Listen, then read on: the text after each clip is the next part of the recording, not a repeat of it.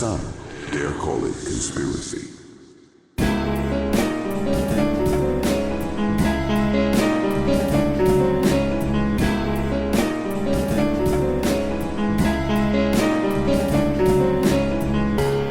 Welcome to the Some Dare Call It Conspiracy podcast, hosted by Brent Lee and Neil Sanders. After nearly 20 years exploring the world of conspiracy culture, we are taking our guests and listeners on a guided tour of the rabbit hole. Our mission? To discover where the truth lies.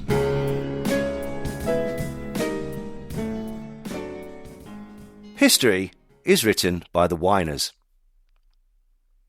History is a lie agreed upon, and so is the present day when navigating the narratives of the internet's conspiracy crowd. But luckily, we have a swathe of talking heads who are here to separate the wheat from the chaff, sift through the bullshit, and amplify the white in the white noise. They are here to tell us the truth, no matter how unpalatable, bigoted, and fallacious this might seem to reasonable or informed people. In the USA, they have entire networks dedicated to distributing this modern-day 2 minutes of hate. It can be highly lucrative to wind up the credulous and furious, and these outlets, namely the Daily Wire, One American News Network, Rebel TV, Turning Point, and others, do very well, and they've directed more people to the right wing than a stewardess during a crash landing.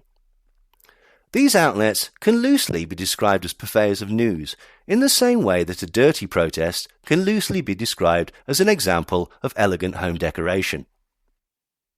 In the UK, we have the propaganda network GB News and Talk TV. They are very much the Robbie Williams to America's Justin Timberlake in this regard, the Jim Davidson to their Dave Chappelle, or the Scunthorpe United to their Dallas Cowboys. Essentially, they do the same thing, but with wildly different standards of aesthetics and with far less talent, charisma, skill, and panache. The main through line is a mixture of right-wing and far-right politics and performative outrage deployed through the lens of conspiracy and faux anti-government sentiment. But, as I believe Shakespeare once said, there are levels to this shit. And if we think of Alex Jones and David Icke as top-billing prize fighters slugging it out against the Illuminati on a pay-per-view from Las Vegas, then people like Russell Brand, Lawrence Fox and their ilk are a man killing rats with a hammer in a ring of hay bales in a dimly lit back room of an abandoned warehouse in Kidderminster. Often, their path to enlightenment just so happens to coincide with a spectacular public fall from grace and the disintegration of prior contacts and opportunities in the media industry, usually due to some dreadful statement or action in the midst of a tantrum. This triggers a need to take stock, to understand the world more clearly and reappraise what is important in a spiritual awakening and reinvention which is entirely organic and nothing to do with them becoming completely unemployable by any organisation with a degree of sense. For examples, see Russell Brand, Lawrence Fox, Katie Hopkins and others who, unfettered by the constraints of journalistic ethics, moral standards or an employer who is accountable for them, they are finally free to tell people exactly what they want to hear on the internet. This is in order to make their audience, and to a degree themselves, feel superior, like they are plucky freedom fighters being persecuted for standing up to tyranny. Techniques to get an audience on side will involve love bombing, flattery, the implication that they are super smart for figuring out what the narrator is spewing at them, and the concept that anyone who disagrees with them just isn't that clued up. Handily, this type of rhetoric often also helps to justify their audience's hatred of certain groups, such as foreigners or trans people, while simultaneously positioning themselves as the real victim, which is win-win, unless of course you are foreign or trans or have a modicum of human decency. If you think that this is in some way manipulative or cynical, perish the thought. Maybe you need to unplug from the matrix. This can be achieved by the use of health supplements and by altering the avenues by which you receive news, opinions and facts. Thankfully, most of these people have access to these things. They really couldn't be more helpful in guiding you on your journey. I mean, sure, you might have to cast aside dead weight in the form of friends, family, or work colleagues, but who's to say they weren't holding you back anyway? Think of these things as like the skin a snake would shed, the chrysalis you discard as you evolve into a butterfly, or the weaker conjoined twin that you must batter to death in their sleep so that you can take sole ownership of your kidney. The phrase cult gets bandied around in regards to these people, but I think that may well be a misspelling. This is a mission to these people, their true calling. I mean, sure, they have very little choice in regards to work, but I'm sure these humble prophets do this purely out the goodness of their own hearts and a firm desire to set people free from mental slavery and the victimization at the hands of the woke.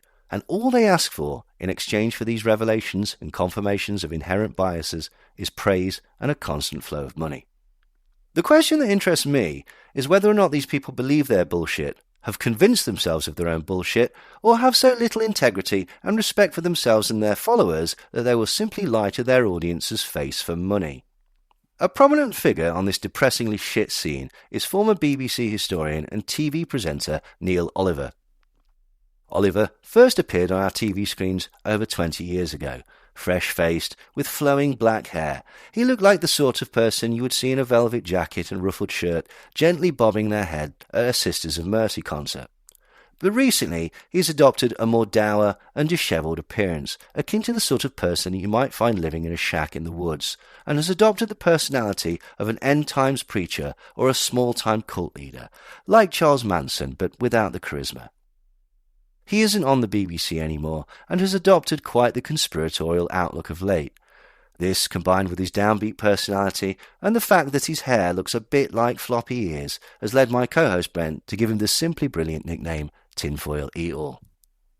Following studying for an MA in archaeology and a stint as a journalist, Oliver was plucked out of obscurity in 2002 by a BBC talent scout who liked his Mr. Darcy-esque looks and felt that he would be the perfect host for historical TV shows. The same year, he was given the prestigious honour of providing the voice for the narration on the fleet of Glasgow sightseeing tourist buses. But he didn't let that go to his head, and over the years he hosted several popular history documentaries, and the thing that he is most well known for, Coast, in which he wanders up and down various coasts. The last of these was filmed in New Zealand in 2016, at which point he began writing a column for the newspaper The Times. Then, in 2021, it all started to go wrong. Oliver, a TV historian and MA-level educated archaeologist, declared that the lockdown in the UK, done to combat the spread of the COVID pandemic, was, and I quote, the biggest mistake in history. This immediately made some doubt his credentials as a serious historian, noticing some pretty poor decision-making in the past, leading to events such as the Holocaust, the slave trade, the Holodomor, or the continued hiring, promotion and televising of James Corden. Oliver also compared the UK government's COVID measures to Nazi Germany, so he can't even use the excuse that he hadn't heard of them when he was making his previous statement. In August of that year, he continued his childish tantrum by saying that he would gladly catch COVID for freedom. He was picked up by GB News and became a hero to legions of self-centred, inconsiderate melts that put their own minor inconveniences over measures designed to try and stop people from dying. He was also critical of vaccines too, because of course he was the absolute weapon. He said that masks were designed to instill fear and blinded people to the reality of manipulation and mass hypnosis used to make them and to keep them compliant. I think he might have confused masks with blindfolds, which is easily done. Unfortunately, this led to Oliver being asked to leave the board of These Islands, a pro-union group that does not wish Scotland to have its independence. Not the confusion over masks and blindfolds, it was the other stuff, the mental COVID stuff. Oliver eased himself into the conspiracy world by complaining about the set tropes that free thinkers all adhere to and began doing monologues on GB News, incorporating these topics into his baleful laments, and this made me even more convinced that he was a goth. They should have called his show The Monologues. Thank you, I'm here all week. Some say that his choice to do monologues is a sure sign of attention-seeking and indicative of a deeply troubled and potentially sociopathically narcissistic mind. Anyone that does monologues should be viewed with the utmost suspicion. Nevertheless, Oliver took to his new role as a fear-porn pimp with aplomb, and soon he was publicly covering himself in more shit than G.G. Allen. During a monologue delivered on his GB News programme on the 4th of February 2023, Oliver spoke of a silent war waged by generations of politicians in order to take total control of the people and impose one world government. And this is a reference to the document Silent Weapons for Quiet Wars, which were published by luminary of the conspiracy world Bill Cooper in his book Behold a Pale Horse, which was also a favourite of the Oklahoma bombers. They also liked the Turner Diaries, and that's not a biopic of Ike or Tina. The origin of the Silent Weapons document is best described as laughably implausible bullshit. The story goes that an employee of Boeing bought a spare photocopying machine for the parts from McCord Air Force Base in 1986, only to discover the document had accidentally been left inside. The document is supposedly a manual detailing how the Illuminati will take control of the world's population in a covert manner. So this was a pretty catastrophic mistake made by the Illuminati, who are usually so very careful about this type of thing. Leaving your secret plans for world domination inside a photocopier tends to portray this so-called Illuminati as less Marxist New World Order and more Marx Brothers. Also, and this is important, the document is utter bollocks. It makes less sense than a Salvador Dali painting. It literally claims that economics is gained by the Illuminati because they view it as similar to electrical circuits. Dear listener, it is not. This is one of the many clues that this might not be a genuine document detailing the highest level plans of a sinister group that controls the world, but, at the same time, are stupid enough to leave their elaborate plan in a photocopying machine. Bill Cooper is also not the most reliable of characters. Popular theories of his involve the driver of the JFK motorcade being the real assassin in that case, UFOs and underwater craft of extraterrestrial origin being real and hidden by the government, cults such as the Brotherhood of the Snake ruling the planet, and a belief in the protocols of the Elders of Zion, which details how Jews rule the world. Although Cooper did say that the famously anti-Semitic document was flawed in as much as the word Jew should be replaced in every instance with the word Illuminati. David Icke has stole this concept and pretends that it is his own, as if this makes the document any more credible. The document is a known fake that simply plagiarizes three well-known sources and cobbles together a story designed to be used to persecute Jews. Interestingly, Cooper hated David Icke, thinking that he was spouting New Age occultic nonsense. He also hated Alex Jones, who he labelled as a liar after he irresponsibly told a live audience on New Year's Eve 1999 that missiles had been launched at targets in the United States of America. Cooper also hated popular conspiracist Jordan Maxwell too. He was, by all accounts, an unpleasant alcoholic who was uncomfortably close to the Ku Klux Klan and who eventually died in a shootout after shooting a policeman in the head.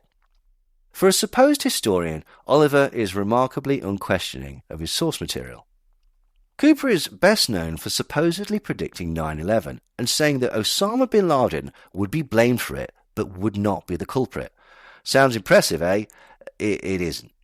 You see, bin Laden at the time had made public statements that he was planning to attack the USA and had helped the attack on the USS Cole earlier in the year. He had formed for this, having arranged the bombing of the World Trade Center in the 90s, and CNN had reported that bin Laden, a known terrorist, was threatening an attack on the United States of America. All that Cooper actually did was read the headline and say, if there is an attack and they say Osama bin Laden did it, then it wasn't him, it was the New World Order. Alex Jones shamelessly stole this, and he too claims to have predicted 9/11, but he too is lying. Jones just repeated the line that Cooper said, but claimed that the attack would be in Oklahoma City. On the day of 9/11, Alex Jones told his listeners that the EU was responsible in a plot to make the USA adopt the euro as currency, which goes without saying is an extremely cretinous reading of the scenario. He didn't mention bin Laden once, and Jones has berated Cooper several times on his InfoWars shows for being a foul-mouthed, overweight alcoholic. Oh, how the tables have turned. In May 2023, Oliver retweeted an image featuring Bill Gates, writing, "Bill Gates, the textbook example of the danger posed by rich and powerful people, utterly devoid of empathy or care for individual human life." The image featured Nazi, satanic and Illuminati imagery with reference to the New World Order. For some reason, it also had pictures of Jeffrey Epstein and Anthony Fauci, and the image showed Gates as a Nazi experimenter with a swastika and an IG Farben logo on his clothing. The original source for the tweet was Liz Churchill, a profoundly stupid and abhorrent person who really doesn't deserve any further explanation than that. In July 2023, Oliver asserted on GB News that reported high temperatures recorded during that summer's heatwave, some reaching into the mid-40s, were fabricated and designed to spread fear about climate change. He accused the BBC of measuring ground temperature instead of air temperature to artificially inflate the numbers. But he was corrected by BBC meteorologist Thomas Schaefnaker, who explained that it was absolutely not true. And to add to his embarrassment, the Met Office confirmed that all temperatures reported were taken at a height of 1.25 metres, and that the ground temperatures would be even higher. Evidently not done with being humiliated for his lack of knowledge, Oliver decided to debate Dr. David Lloyd on the safety of vaccines in September 2023, and yet again he had his arse handed to him. Oliver suggested that people are dying of unknown causes in hospitals, surmising that it could be the vaccines that were rolled out during the pandemic. But Dr. Lloyd pushed back, saying, "I think you're completely wrong there. The mRNA vaccines are phenomenally safe and have the most fantastic potential." Oliver responded by saying that the vaccines were unquestionably causing deaths, to which Dr. David Lloyd said, "The health-benefit ratio of using vaccines in COVID is overwhelmingly favourable," before questioning Oliver's use of unquestionable. In January 2024, Oliver, still not sick of making a complete fool of himself, argued on GB News that the coronavirus vaccine caused a condition called turbo cancer in children, which isn't a real thing, and has absolutely zero supporting evidence to back it up. The man seems more of a glutton for humiliation than Max Mosley. Also, in January 24, he decided to inject some danger into his family's lives and invited Russell Brand to stay at his home.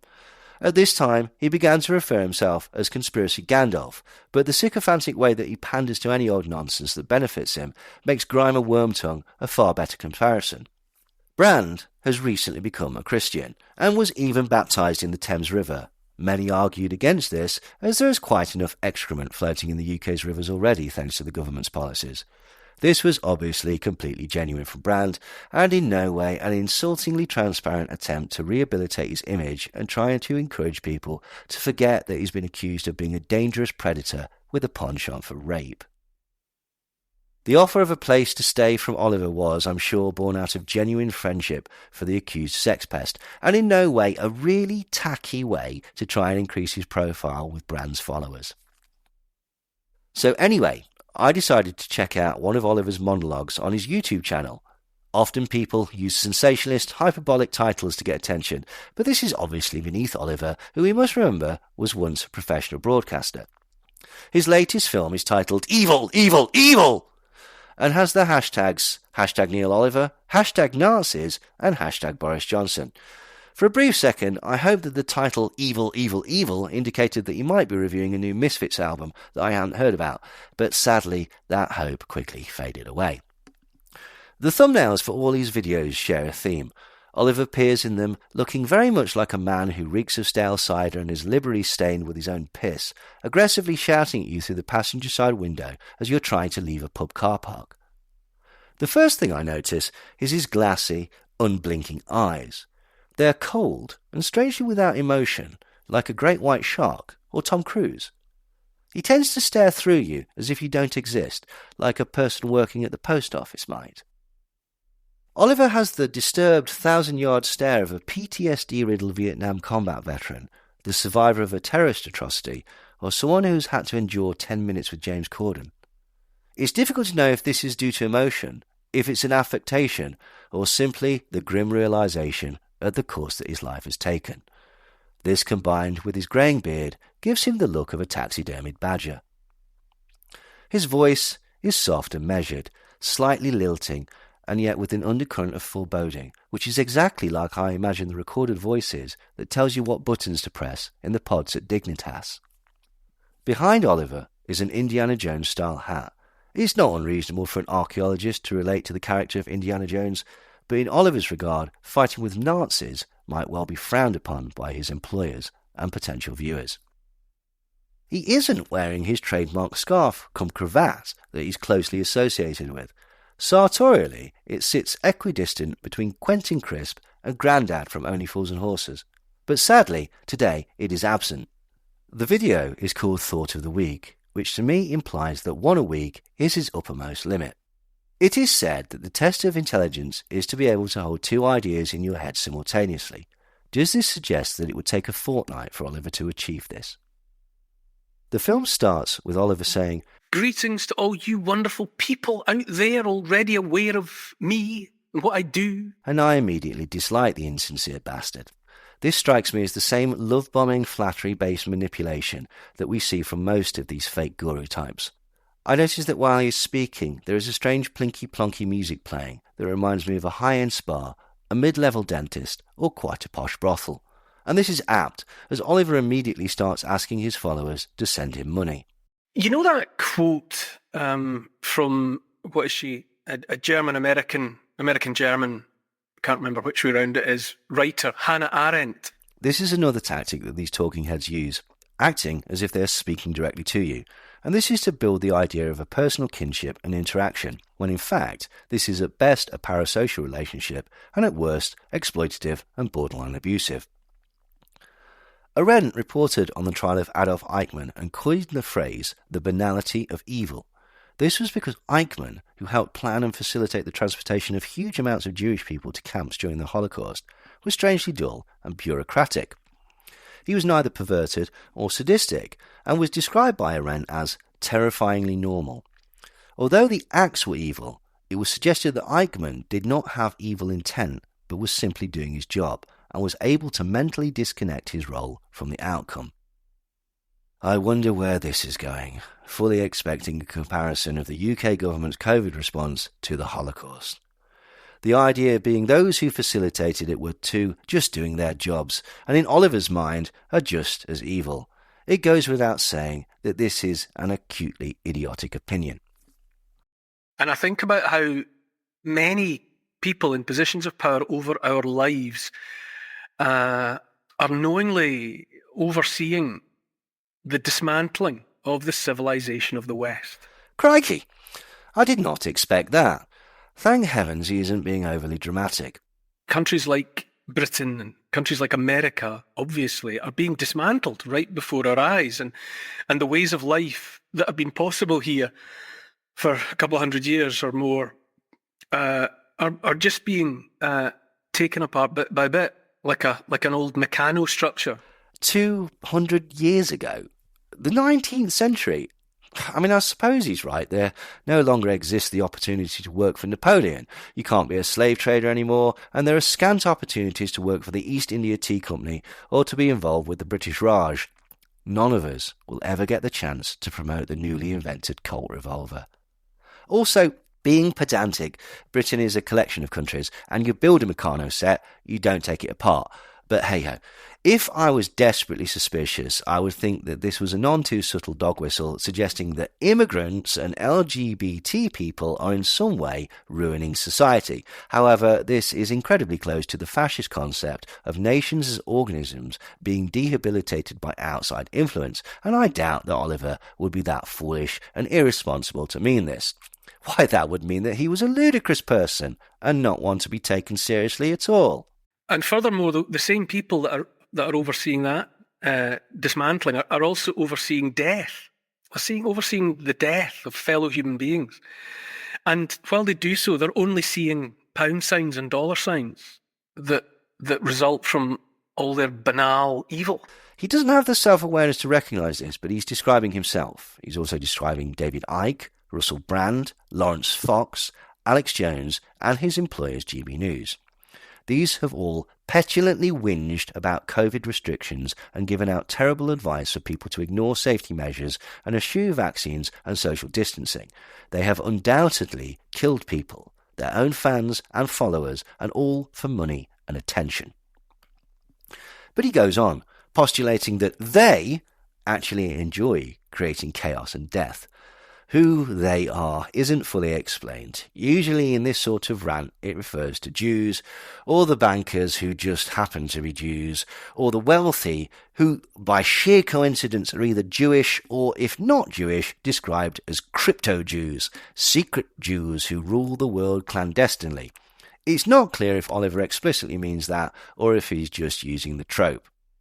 But he is very sure that nonetheless, overseeing the dismantling of the West is what they're doing. Which again sounds very much like a dog whistle for the fascist Great Replacement theory. This theory states that immigration is replacing white people, and this is also called white genocide. Now, I have said this before, but no one actually gets replaced in this theory. White people still exist, it's just that they do so alongside non-whites. In fact, there isn't actually any genocide in this white genocide, and you can't find a better example of white privilege than that. They are condemning hundreds and thousands of men, women and children to death, Oliver rants, and I wonder for a brief second if he's talking about capitalism. How are we to understand behaviour like this? I think some of it has to do with ego. And at this point, I noticed that the reading on his self-awareness gauge has plummeted perilously into the red, and simultaneously, the dial on my irony detector has flown to the extreme right, broken off, and is bouncing across my coffee table. Oliver continues. So I need to rewind a bit, probably. I have had to admit to myself that for the first 50-odd years of my life, I was too blind to see what was happening around me. I didn't pay attention to events in the macro, in the micro. I'm not sure what he means here, and to be honest, I don't think he exactly knows what he's talking about either. He may well be referring to macro, which is a chain of cash and carries. And it's been an embarrassing, it's even been a humiliating process of self-realisation. Is he talking about working at GB News? You know, like a lot of people probably, I thought I was smart. Oh, fuck me, here we go. This is the sort of arrogant, faux self-depreciation that all of these wannabe gurus use to manipulate their audience. It seems like self-reflection, like they had the bottle to admit that they were wrong, and then they grew and evolved with new knowledge. But it isn't that at all. It's just a way to brag about how really smart they are now, and to imply to the audience that they too can throw off the shackles of previous beliefs and become enlightened like the host. And you can trust them. I mean, look at how open and vulnerable they are. Look at how honest they are, admitting to knowing nothing in the past. These are people that you can trust. These are people that can help you. I mean, it might not be free, but it's worth it. It's a transparent attempt to be a massive wanker without admitting to being a massive wanker. It's obvious flattery of the audience, playing into and justifying their paranoia. He's more full of shit than Johnny Depp's duvet cover. The grift goes on. You know, I thought I was quite well educated. You know, I'd finished school, I'd been to university a couple of times, and I thought I knew what's what. You know, I thought I had a handle on what was going on. But the last few years, the last 3 or 4 years, have provided me with the most confronting and humbling education so far in my life. I suspect he's talking about having to work in the same building as alleged sex pest Darren Grimes, but I could be wrong. Too many people are still convinced they're smart and well educated, and as a result, they stubbornly refuse to admit that they've got it all or most of it wrong. This is from a man who has been regularly shown to be clueless on his own TV show on a number of subjects. He's been proven to be completely uninformed on a plethora of topics from COVID to vaccines to climate change and to instances of cancer. Each time, an expert thoroughly had his pants down and made him look like an idiot, and yet he stubbornly refuses to admit that he got it wrong. This man is a buffoon. He proceeds. You know, a lot of them did at the time and still are cheerleading all that was wrong, thinking it was right. It's been about 7 minutes, and I still have no clue what he's talking about, but that is sort of the point. You can throw around vague phrases and the audience can apply their own pet hate, be that the lockdown, vaccines, immigration, or whatever terrifies and confuses them. And then, finally, he gets specific. You know, the so-called vaccines and the lockdowns and all the rest of it. And they, you know, and they shouted about defending democracy in Ukraine and so on and so on. And they've been about that business for far too long. It's so long, in fact, that I would say that the stupid smart people, for such as that is what they are, They seem to have opted simply to keep their heads down at best.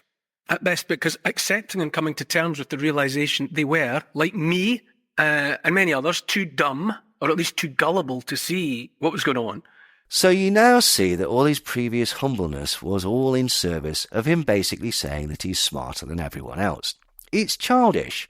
His main concern, though, is why aren't people as terrified of the made-up shit that he's terrified of? He's wondering why the general population are not up in arms about the things that he is concerned about. And you have to remember that this man is exceptionally clever, more clever than you. And he knows this because he used to be stupid like you. He misses the rather obvious and far more likely explanation that he's just wrong. He confirms this by saying, that admission, that self-admission is just too much for too many people on account of their egos. Can't do it. Admitting they were wrong is still beyond them.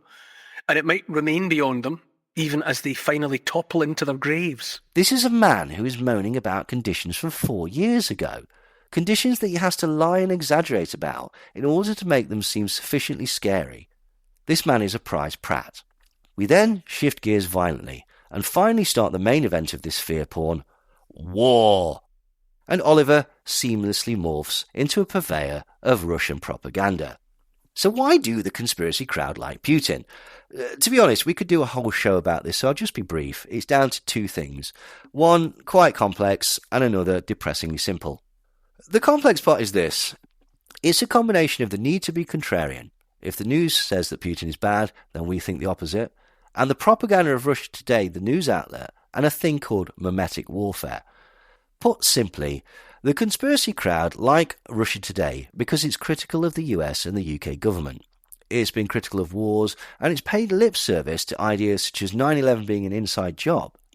What most people don't realise is that Russia Today is an arm of the Kremlin, and it exists to subtly undermine trust in Western institutions such as government.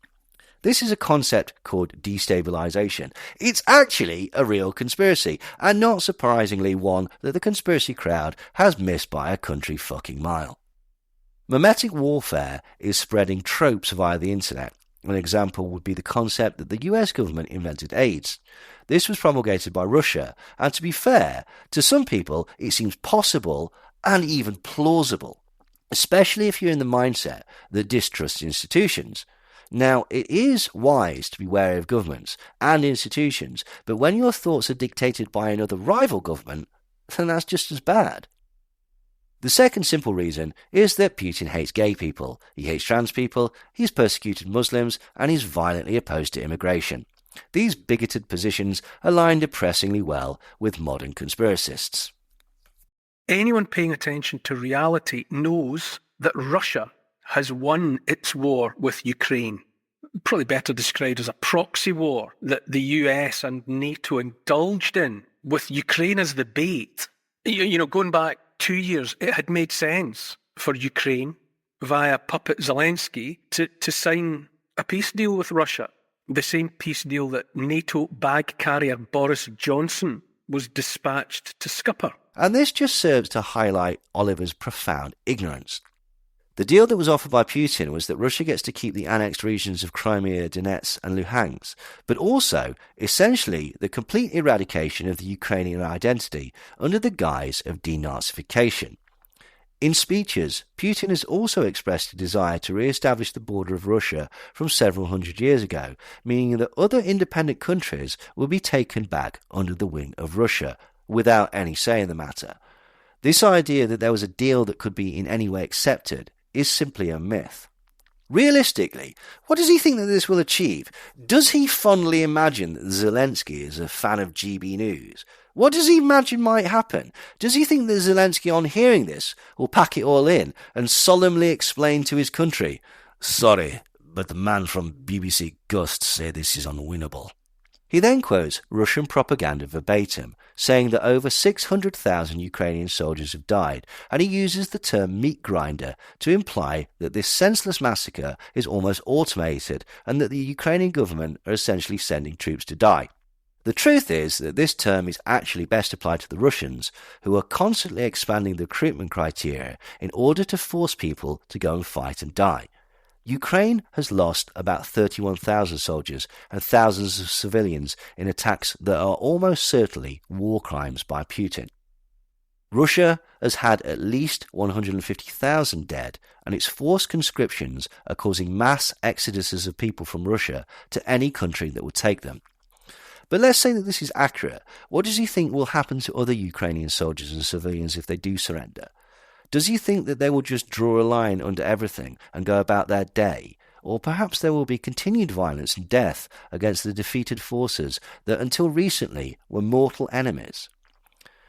It's about acquiring Russian wealth, says Oliver, and this just isn't true at all. If anything, the conflict is about expanding the Russian Empire and stealing Ukrainian wealth. You see, there is an angle to this conflict that isn't much spoken of: gas reserves.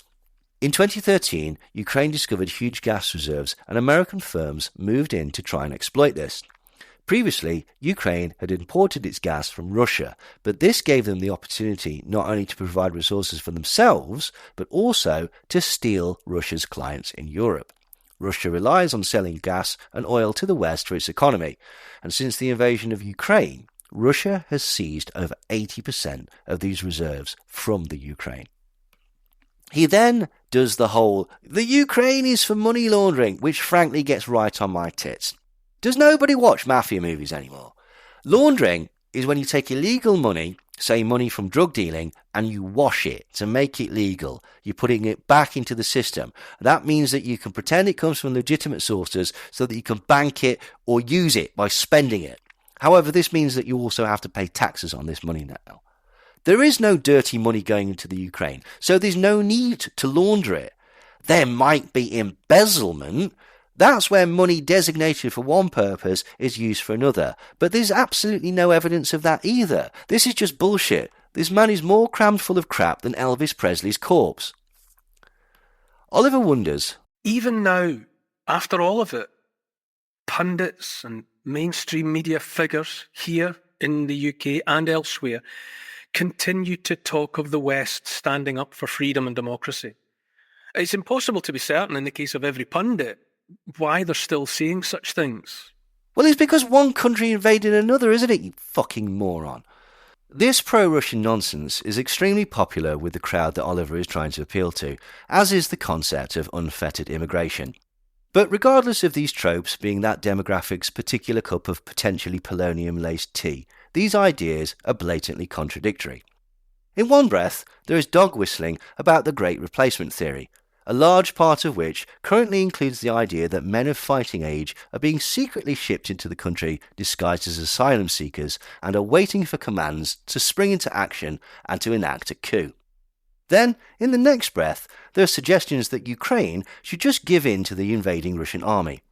So, in England and Ireland, we are to be terribly wary of normal civilians escaping conflict or oppression and seeking asylum, because they might very well be a secret sleeper cell army poised to take over the nation in a violent action.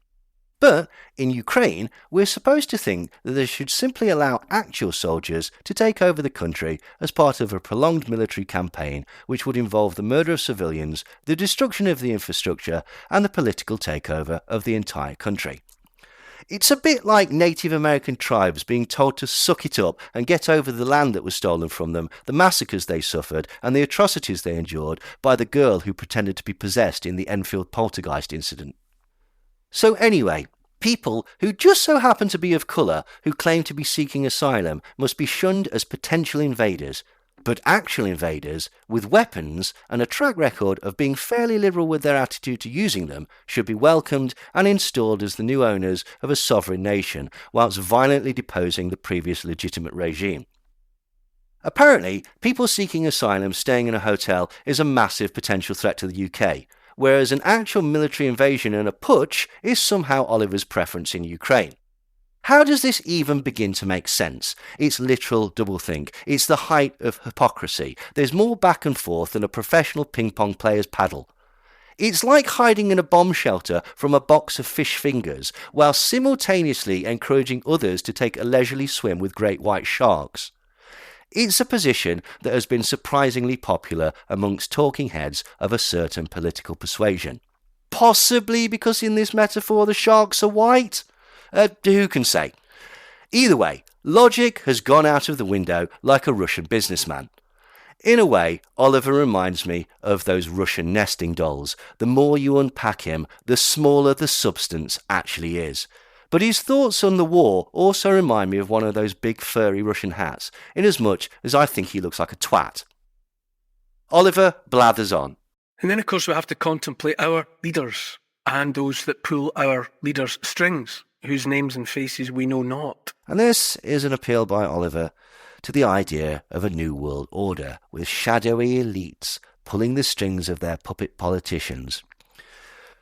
The thing is, we do actually know who these people are, and it isn't the Jews. You can see who the donors to political parties are. It's often people like the oil industry, people from Tufton Street, the newspaper industry, and think tanks connected to moguls such as the Kochs. One of these is Legatum, who just so happened to finance GB News, who Oliver works for. He then goes on about how much he hates unelected Rishi Sunak and unelected Foreign Secretary David Cameron, and is appalled that some US politicians seem to support Ukraine. He suggests that Cameron sees war as a way to make money. He makes no mention of the corrupt nature of politics in Russia, how Putin is a dictator that murdered oligarchs and stole their money, or literally imprisoned and murdered political rivals, or the fact that any dissent against the state is met with violence and often death in that part of the world. Oliver says that it's pointless giving money to the Ukraine because it all ends up in US banks. Two things. Firstly, this is cowardly capitulation to a dictator that has murdered civilians. This is tantamount to saying, let Russia take over any country they like.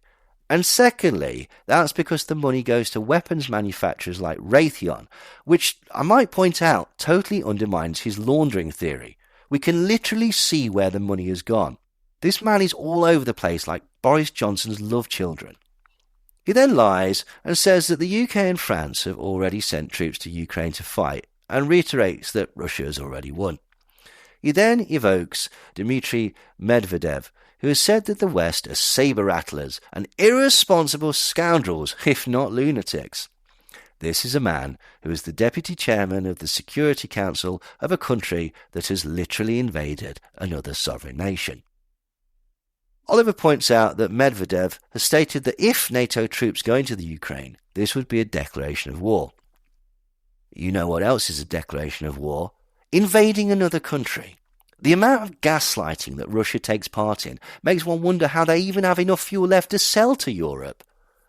Oliver then states that Russia is on a war footing, churning out weapons and resources at a rate of knots. He says that there's just no way that NATO could catch this up, which again somewhat undermines the thing that he's just been saying about sending Ukraine money. He then says, and Russia has strength in depth. And what do we have here? We have serial inadequates like Rishi Sunak and David Cameron. This is Russian macho worship that borders on the homoerotic, and I'm amazed that he hasn't shown that picture of Putin riding on a horse topless. He then goes on about how the UK state doesn't defend its citizens. This is after advocating that the Ukraine simply allows a foreign country to murder their population and take it over politically. He's opposed sending money and weaponry to Ukraine to allow their government to do the thing that he hates our government not doing. This man is a cunt. He's more confused than Kanye West at a Klan rally. He then goes into a spiel that I imagine he thought was quite clever and insightful. You know, all of this is in part the consequences of we the people surrendering, consciously or unconsciously, willingly or unwillingly, responsibility for ourselves and our loved ones. The man has just spent God knows how long advising that the Ukraine do this very thing. For too long, too many of us left others to get on with the business of making and keeping us safe. Our predecessors obviously surrendered the means, the practical means to defend themselves against enemies foreign and domestic, and give all that up long ago. And the deal has been that citizens render themselves helpless, completely defenseless, like naked babes in the face of it all, on the understanding that the state would shoulder that responsibility. Don't you worry your pretty little heads about protecting yourselves. We'll do that. What in the fucking midlife crisis is he banging on about? Is he talking about guns? This is like a militia fantasy from a man who has just lost an arm wrestle to his son and is desperate to prove that he can still cut it. I will reiterate the hypocrisy of such a statement from a man that has spent the last 10 minutes suggesting that an entire country allows a dictator from another country to take it over. This is bollocks. This is more bollocks than you'd find in Jeffrey Dahmer's fridge. He then segues into some stock New World Order twattery, and he says, in pursuit of ends that are dictated by those who see themselves as governing not sovereign nation states in the good old-fashioned way, but who see themselves as governing the world as one. The one-world government types are behind the active dismantling of nation states, of civilization, so that they can replace it with a world reshaped in their own image. Make up your bloody mind, man. Do you want sovereign countries like Ukraine or not? You've just criticised Sunak and others for not doing what Zelensky is doing, defending his country and his people. This bloke is all over the place like incels at an anime festival. Oliver rambles on. Russia has made it clear that it's serious, and it's not the kind of business that the prime ministers of Europe have learned to make their own personal millions from. He literally said earlier that Cameron saw war as a money-making opportunity. You said it was all about dollars and pounds. You're less coherent than Oliver Reed at a stag do. Also, did you see what he did? He was really clever. He replaced the word minister with miniature, skillfully implying that they aren't the equal of that macho man Putin. He must be incredibly proud of that quip. He then has a small flicker in his eye, and he smiles to himself, and you can see that he's going to try a gag. But I think he gets caught up in it, he overthinks it, and it comes across about as funny as a faulty incubator. No doubt egos are in play, as you'd expect from men who routinely wear lifts in their shoes so they can see over their desks. I mean, what the fuck does that even mean? Is he trying to be masculine? Is he on about Ron DeSantis? I was so embarrassed at merely hearing this cringeworthy attempt at tough talk that I briefly considered beating myself to death by continuously striking my forehead against the skirting board. And I only heard it. He said it. It is a testament to Oliver's character that he managed to turn a blind eye to such thoughts. Or at the very least, it says something about his character. Also not to split hairs, but you don't need lifts to see over a desk, as you would be seated. You might need a cushion, or I suppose you could raise the chair, but lifts in the shoes, they wouldn't help at all. He's building to a dramatic close. The most we can hope for is that it's brinkmanship that we're dealing with, a high-stakes game of chicken. I've said before, and I'll say again, that it's my hope, at least, that these peacocks, these strutting inadequates, don't actually plan to risk their pampered, indulged existences with anything quite so final as World War III. You know, God forbid anything might happen to rumple their suits or break their windows. I haven't heard such pathetic tough talk since I saw my friend's child's school production of Guys and Dolls. Also, does this so-called historian really think that the way to avoid a potential world war is to allow a dictator to annex another country and they will assume that they will just stop? Did that work with the Sudetenland prior to World War II? Also, the eagle-eyed amongst you will have noticed that he's mixing up his birds, so I'll give you my bird's-eye view of what I think of Neil Oliver. I don't wish to be hawkish, but all these themes seem to have become somewhat of an albatross around the old coot's neck. He seems to be trying to crane to parrot the talking points of these loons, and I'm not sure this silly goose quite gets them. But if he's swift, this turkey can swallow it and end up not looking too much of a tit. Or he can duck this, play ostrich, or stalk and swan around, puffing himself up and pretend he's speaking pidgin English. Or he can just wing it, and he'll fly in this scene. It's very unlikely that he will go the way of the dodo. He can use these videos as the canary in the coal mine, so to speak, and see what works. He is a bit of a culture vulture and a warbler, and he's not averse to robbing ideas, even minor ones, but two can play at that game. And from here on in, I won't put up with any more of this chicken feed from this booby. He's a cuckoo. The man is a cock. Sorry to crow. I don't want to keep raving on. like a mad bustard. He then finishes by advising Ukrainian soldiers to surrender to Russia or submit to the fact that they will die. The man is a cowardly, quisling tosspiece. Slava Ukraine. So what is my conclusion? Oliver falls into the third category. I suspect he believes little of the nonsense he spouts. I think that he's just seen an opportunity and taken it due to the ready-made audience that are there to lap up this outrage fodder and don't mind spending their money either. He doesn't seem to actually know about the topics he's speaking about particularly well. He has a very basic grasp of tropes and is simply using them as a way to make money. He seems to know a few buzzwords, but he comes across as someone trying to fit in. On certain topics, he's more out of his depth than Natalie Wood. I was surprised at how poor an orator he is. I suspect this is because he doesn't fully understand the topics he's pretending to care about and simply can't be bothered to actually research them, even to a cursory level. This comes across as insultingly lazy and insincere, to the point of mocking, and implies a real lack of respect for his followers that would rival the Reverend Jim Jones. Sure, he might truly have felt put out by COVID restrictions and felt the need to complain like a child in the back seat on a long journey. But the rest seems painfully performative, and we're definitely talking Amdram rather than Hollywood. My take is that he's using the audience. Like an aging pop star forced to do tours of Japan, grinding out material that he doesn't relate to an audience that he actively resents. Each appearance reminding him in ever more excruciating detail how happy he used to be. Each word uttered, expanding that gap between integrity and prostitution ever wider, and each smiling face in the audience driving home what a fraud he really is. He knows it's shit. He knows that it's shameful. He knows that it's dishonest and fraudulent. He knows that it's deeply, deeply sad. But what else has he got?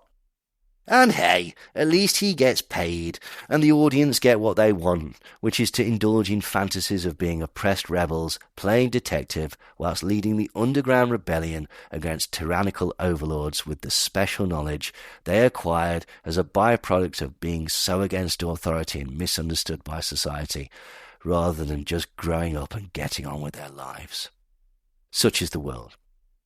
I was reminded of an article that I'd read about Oliver written by a former flatmate. He said that Oliver has changed over the years. He said that he was intelligent, curious, funny, irreverent and self-depreciating.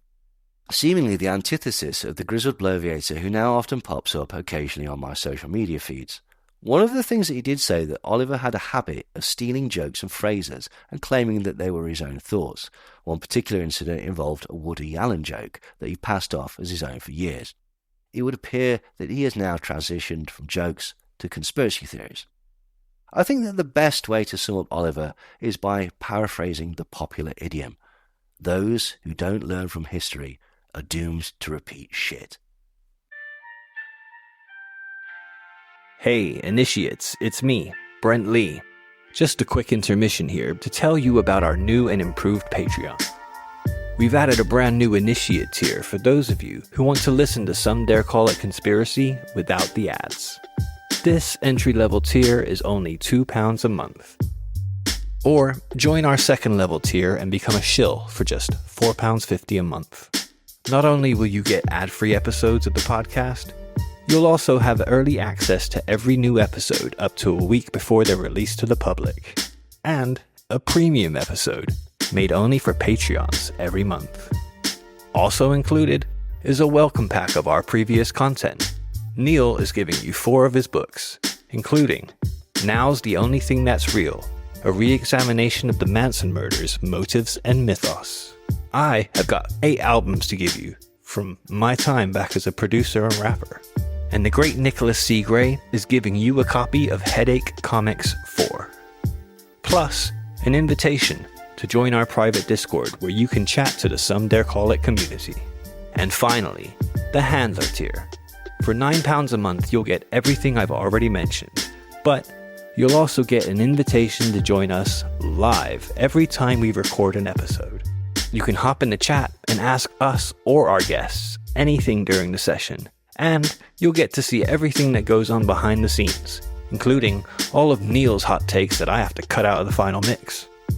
So, please, if you can, do consider joining us on patreon.com/somedarecallitconspiracy. Now, let's get back to the show.